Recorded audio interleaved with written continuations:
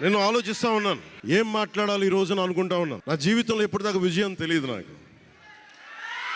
ఎప్పుడు ఒకసారి సినిమాల్లో ఉన్నప్పుడు తొలి ప్రేమ అనే విజయం చూశాను. ఆ తర్వాత నాకెవ్వరు నేను విజయం సాధించానని కానీ డబ్బులు వచ్చినాయని కానీ ఏ ఒక్క సినిమా విజయం చెప్పలే నాకు.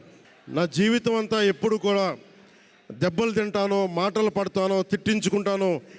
నేను ఎంత ఎదిగా నాకే తెలియదు. మీ గుండెల్లో ఈ రోజు నన్ను తీసుకొచ్చి 21కి 21 గెలిచే వరకు నాకే తెలియదు. భారతదేశంలో 100కి 100% కొట్టామంటే జనసేన.